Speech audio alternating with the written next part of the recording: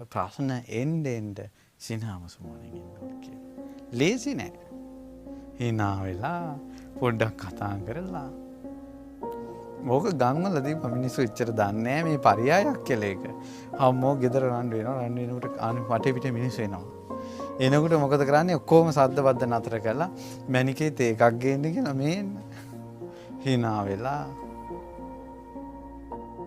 අපි මැනික ඉතින් ඒකක් හැදුවත් හරි රහයි කියන මේ දැම් මරා ගණ්ඩ.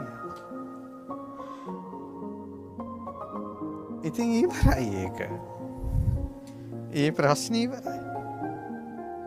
හිනා මුසු මුහුණෙන් එන්ඩ කියනවා. සෝක කරන්න එපා කියනවා. පින්මත්නී සෝක කිරීම අවමංගල්ලි කාරණාව. මූසලයි. ගෙදර ඉන්නවනම් ගෑනු කෙනෙක් හැම වෙලාම එල්ලගෙන තුටුපුටු ගාලා මේ බැරි බැරියාව කියා බවලත්තු ඉන්නවා නේද ගෙවල්වල. ඒ ගෙදෙට්ට ඉවරයි හූනියමක් වැදුනා වගේ. ගෙදර ඉන්නවනම් මූණ එල්ලගෙන හැම වෙලාම ප්‍රශ්න කියා මූණ එල්ලගෙන චරිත ඉන්නවනම් හූනියමක් වැදුනා වගේ. දැන් හූනියමක් වැදුනත් හොයන්න එහෙමනි. කිසි සතුටක් නෑ. ඔක්කෝම එල්ලගත්ත ගමන් එන්නේ. පින්වත්නි මේ ලෝකයේ සතුරෙක්වත් මනුස්සෙක් හිනා වෙලා ඉන්නවට කැමති නෑ. අපිට කෙනෙක් සතුරු නම් අපි කැමති සතුරාගේ හිනා වෙලා ඉන්න ෆොටෝ එකටද එල්ලගෙන ඉන්න ෆොටෝ එකකටද? එල්ලගෙන ඉන්න ෆොටෝ එකට. හිනා වෙලා ඉන්න ෆොටෝ එකකටවත් කැමති නෑ සතුරු. සතුරන්ට දුක් දෙන හොඳම ක්‍රමය තමයි හිනා වෙලා ඉන්නේ. හිනාම සමාන.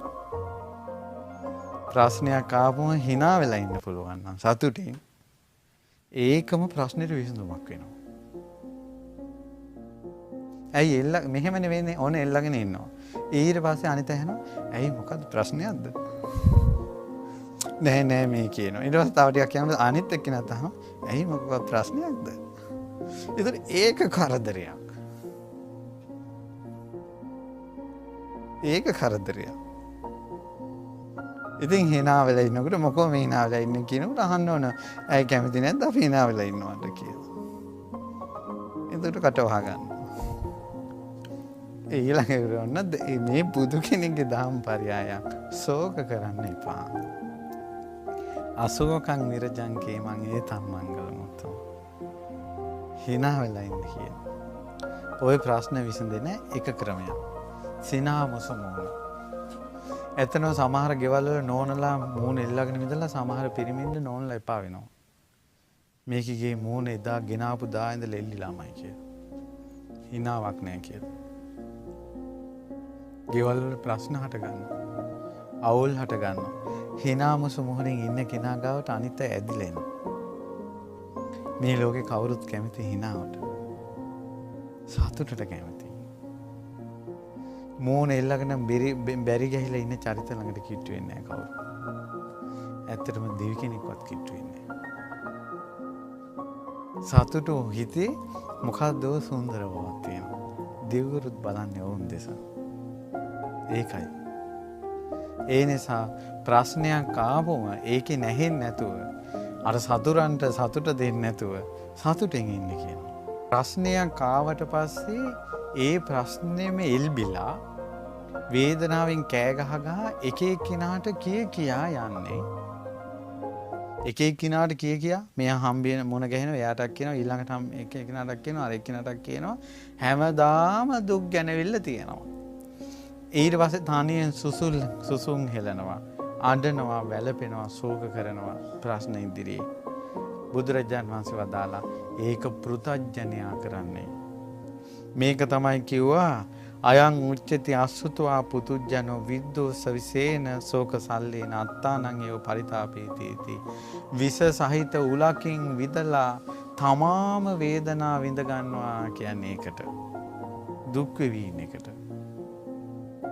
ඒ නිසා ප්‍රශ්නයක් ආවම හිතන්න ඕන මම මේ ප්‍රශ්نين විඳවා මම්ම ඇනගෙන මම්ම විඳවා ගන්න ඉන්න ඕනේ නැහැ. ඇත්තටම කල්පනා කළොත් එහෙම තරුණ ජීවිතය ගත්තොත් කෙල්ලන් වෙනුවෙන් දුක් විඳින කොල්ලෝ ඉන්නවා.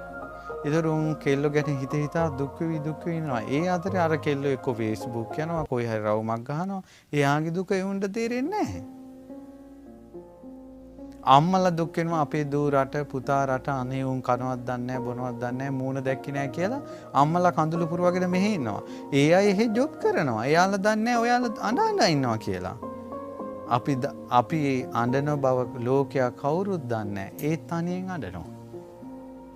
මම ඔය කියප එක පොඩ්ඩක් කල්පනා කරලා බලන්න. ඔහු වෙනුවෙන් අපි දුක් විඳින බව ඔහු දන්නේ නැත. ඈ වෙනුවෙන් මා දුක් විඳින බව ඈ දන්නේ නැත. දරුවන් වෙනුවෙන් දෙමව්පියෝ දුක් වෙන බව දරුවෝ දන්නේ නැත. එහෙම දන්නවා නම් අම්මලා තාත්තලාගේ හිත රිදවන්නේ නැහැ. ඒ නිසා තමන් තනියෙන් විඳවන්න ඕනේ. ආන්න ඒකයි. ඒ පරියයි ඔයාලට තේරෙන වචනේ තමයි තනියෙන් මං විඳවන්න ඕනේ කියලා හිතන්න. ප්‍රශ්නයක් ආවම. ඇඳීමෙන් වැළපීමෙන් අල්ප වූද ප්‍රයෝජනයක් නැත. අඬලා වැළපිලා කිසි දෙයක් ලැබෙන්නේ නැහැ කියනවා මේ ලෝකේ. ප්‍රයෝජනයක් අර්ථවත් දෙයක් ලැබෙන්නේ නැහැ කියනවා. ඒ නිසා අපි දුකට අඬයි. අපි දුකට වැළපෙයි. නමුත් ලෝකේ සත්‍යය තමයි ඇඬුවට වැළපුණාට පුංචි අර්ථවත් දෙයක් ලැබෙන්නේ. ශෝක වෙලා වැළපි ඉන්නකොට හතුරන්ට නම් සතුටක් හිතෙයි කියනවා. මේ බුදුරජාණන් වහන්සේ දේශනා කරනවා.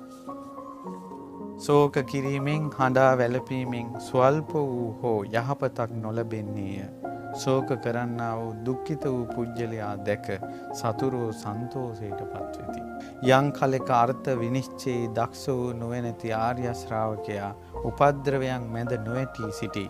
ඔහුගේ සතුරෝ නොවෙනස් වූ පැරණි මුහුණම දැක දුකට පත්වෙති. එයාගේ සතුරෝ මෙයා තවම hina වෙලා ඉන්නවනේ කියලා දැකලා දුකට පත් වෙනවා. දැන් ඔය ප්‍රශ්න නිසා තමයි මේ ලෝකේ හදිහුනියම් පව වැඩි. ඇයි එක වාරක් මොන හරි කරපු ගමන් පවුල් පිටින් වැටෙනවා. ශෝක කරනවා. එතකොට ඒ අය සතුරා දන්නවා මේ වැඩේ හරියනවා කියලා. ඊට පස්සේ තමයි ඊළඟ ආයෝ තවත් කෙනෙකුට එක කරන්නේ. ප්‍රශ්න ඉදිරියේ ශෝක කරන්නේ නැතුව වැළපෙන්නේ නැතුව ඉන්නවා නම් සිනාමසු මොහොනින් ඉන්නවා නම් මිනිස්සු ඒවා අතහැරලා දානවා. වැඩක් නැහැ මේව කරලා කියලා.